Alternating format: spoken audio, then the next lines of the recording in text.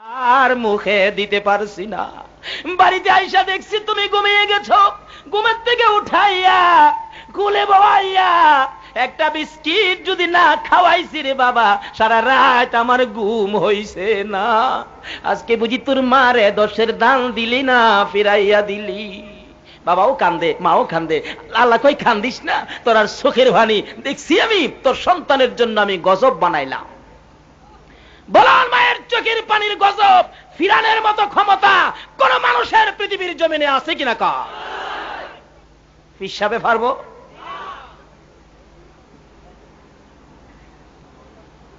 এই বেলায় নবী রাসূলের দোয়া পর্যন্ত আমার আল্লাহর দরবারে কবুল হয় না। বলতেছিলাম আর চোখের পানি থামাইতে পারে না। কি করলো আমার ছেলে?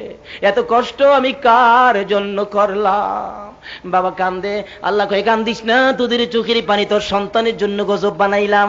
2-4 দিন 5 দিন পর ছেলেটা খালি খুসখুস করে কাশে। আজ থেকে 24 বছর আগের কথা বলছি। বিবি সব জিগাই কাশো কি লেগা? কইতারি না তো, ডাক্তারে দেখাও না। ডাক্তার কাইশের নমুনা দেখাই বলেন, কাইশে বলে আপনার যক্কা হইয়া গেছে। তখনকার সময় যার হইতো যক্কা তার নাই রক্ষা। বাড়িতে দৌড়াইতেছে বাড়ির দিকে। বিবি জিগায় কি ব্যাপার, ডাক্তার সাহেব কি কইছে? বিবি কইছে আর কি কইছে? কইছে আমার বলে যক্কা হইছে। যক্কা কইতে দিরি বিবি গর্তে বাহির হইয়া যাইতে। তাই তো বলি মা বাবা অতি আপন, মা বাবার করো যতন। মা বাবা অতি আপন, মা বাবার করো যতন।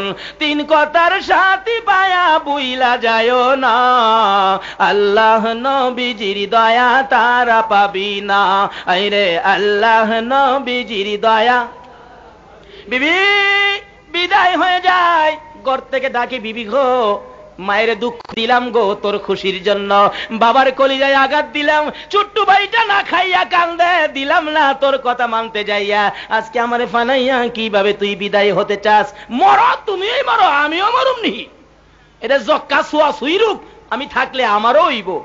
বিবি যায় ঘরে একা একা বসে বসে কান্দে, কেউ পাশে আসে না। 2 দিন 3 দিন পার হয়ে গেলে কেউ আসতেছে না। মা দরদি চোখে পানি লইয়া লইয়া তাকায়া তাকায়া ডাকে, বাবা গো একবার যদি আমারে মা বলে ডাক দিতি, আমি মার ঘরে তোরে জায়গা দিতা। একা একা কত থাকবে অসুস্থ মানুষ, মন দুর্বল। 3 দিন পার হইয়া রাত্রের বেলা মায়ের ঘরে ধাক্কা দিলে দরজা খুলতো, আগিলা দরজা। দরজার কিনারে দাঁড়াইয়া কাঁদতেছে। কান্দার আওয়াজ শুনে মা দরদির ঘুম ভেঙে গেছে। মা ঘুম থেকে উঠে দরজাটা খুলে ডাকতেছে, লক্ষ্মী বাবা গো। কেন গো বাবা এইভাবে কাঁদতেছ? মা 2টা পাও ধে তোর পায়ে ধরি গো মা, আজকে বুঝলাম তোমার মতো আপন কেহ না। পায়ে ধরে ধে তোর পায়ে ধরে ক্ষমা চাবো। মা টাইনা টাইনা বুকে জড়াইছে, বাবা গো আয় আমার বুকে আয়। পায়ে ধরতে হবে না রে বাবা, এতদিন আমারে কষ্ট দিয়া আমার বুকে যে আগুন জ্বালাইছিলে, আজকে যে আমার মা কইয়া ডাক মারছ গো বাবা, একটা ডাকে আমি মার কলিজার সকল আগুন দূর হইয়া গেছে। ছেলে মাকে ভুলে যাই গো, মা ছেলেকে ভুলে না। এমন দরদি মারে আর ব্যথা দিও না। যদি ওলি হতে চাও, গাউস কুতুব হতে চাও, তাহলে আল্লাহকে ভয় করো, নবীকে মহব্বত করো, বাপ মার খেদমত করো। এই 3টা জিনিস আমলে থাকলে ওলি গাউস কুতুব হতে পারবেন। বাপ মার কলিজায় আগুন দিয়ে নামাজ রোজা হজ যাকাত মক্কা মদিনার ইমাম হয়েও আল্লাহর জান্নাতে যাওয়ার সুযোগ হবে না। এই মা কবরে বাবা কবরে অনেক মানুষ আছেন, প্রশ্ন করতে পারেন, হুজুর আমার মা নাই বাবা নাই, আমি তো মা বাবারে কষ্ট দিচ্ছি হুজুর, আমার মা বাবার জন্য আমি কি করতাম, কিভাবে মাপ পাবো? চোখের পানি ছেড়ে দেন, মা বাবার জন্য কিছু টাকা দান করেন আল্লাহর রাস্তায়। যদি একে কবুল করে আল্লাহ যদি আপনার মা বাবাকে ক্ষমা করে দেয়, আপনার মা বাবা কবর থেকেও আপনাকে ক্ষমা করে দিবে। আসুন, আমি বলতেছিলাম নবীর কথা মানার জন্য আমার আল্লাহ কোরআন শরীফে নির্দেশ করেছে। নবীর কথা মানলে লাভ হবে না লস হবে? আজকের এই মাহফিল তো নবীর কথা মানার পক্ষে। কি বলেন? এই মাহফিলটা কি নবীর কথা মানার পক্ষে না? আগে যে মাহফিল হইতো এগুলি নবীর কথার মানার পক্ষে না। আজকের মাহফিলটা হবে নবীর কথা মানার পক্ষে। নবী পাক একদিন মসজিদে নববীতে বসে ডাকতেছেন, সাহাবীরা তোমরা দেখি আমার কথা কে কিভাবে মানো। ডাক দিলেন, তোমরা একটা কাজ করো, আমি যুদ্ধের ফান্ড তৈরি করব, এই ফান্ডে তোমরা কে কি দিবা আমি দেখতে চাই। সকল সাহাবীরা দৌড়ায় বাড়িতে গেলেন। বাড়িতে গিয়া পাগলের মতো কি নিব, কি দিব, নবীকে কি দিয়ে খুশি করব, নবীর কথা কিভাবে মান্য করব, টানাটানি দৌড়াদৌড়ি লেগে গেলেন। যে যা পাহা লইয়া দৌড়ায় গিয়া এমনি ভাবে মহিলারা প্রশ্ন করেন, কি ব্যাপার আপনারা এইভাবে পাগলামি করতেছেন কেন? তোমরা কি জানো না নবী বলছে কে কি দিয়া নবীকে খুশি করব, সেই জন্য আমরা পাগলামি করতেছি। এমনি করে মদিনার মহিলারাও পাগল হয়ে গেছে।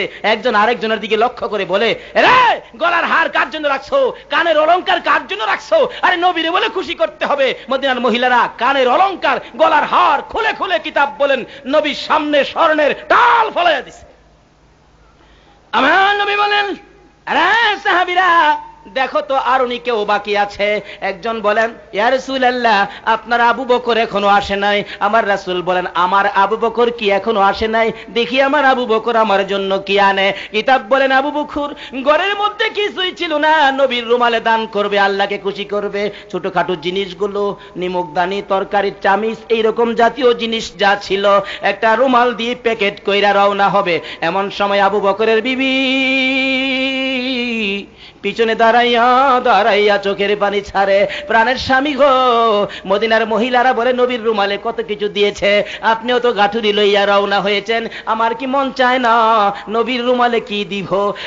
স্বামী কি দিব গো নবীর রুমালে? এবার আবু বকর বলেন, বিবি কি দিবা গো? কিছুই তো নাই, তোমার পক্ষ থেকে কি দিবা? বিবি বলতেছেন, প্রাণের স্বামী গো আমার মন চায় নবীর রুমালে আমার কলিজাটা খুইলা দিয়া দিতে। আরে স্বামী একটু দাঁড়াও। আবু বকর বলেন, আমি দাঁড়িয়ে আছি, দেখি আমার বিবি কি করে আমার নবীর প্রেম মহব্বত ভালোবাসা লইয়া। এমনি করে খেজুর পাতার চাটাইটা বিছানার থেকে উঠাইয়া খেজুর পাতার চাটাই পরনে লাগাইয়া পরনের কাপড়টা আবু বকরের বিবি টাইনা টাইনা খুলতেছে আর ডাকতেছে, প্রাণের স্বামী গো মন চাই দি কলিজাটা খুইলা দিতে, পারবো না বিদায়। পরনের কাপড়টা খুলে নবীর রুমালে দিয়ে দিলাম, নিয়ে দাও গো আল্লাহর বন্ধুর রুমালে। পরনের কাপড় খুলে দিলেন, খেজুর পাতার পোশাক পরে নবীজি দাঁড়িয়ে আছে, আমার আবু বকর আসবেন।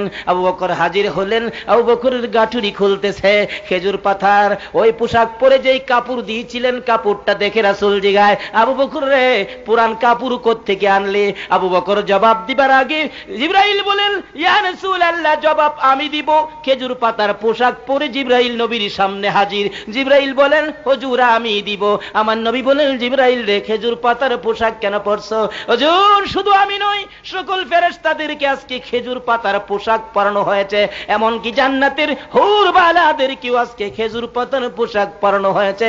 কেন রে জিবরাইল? হুজুর গো নবীর রুমালে নবীর ডাকে সাড়া দিতে যাইয়া আবু বকরের বিবি খেজুর পাতার পোশাক পরে পরনের কাপড় খুলে নবীর রুমালে দিয়ে দিল, সেই জন্য আমার আল্লাহ খুশি হইয়া গো নবী সকল ফেরেশতাদেরকে আবু বকরের বিবির সম্মানার্থে খেজুর পাতার পোশাক পরাইছে। জুড়ে জুড়ে কোন সুবহান।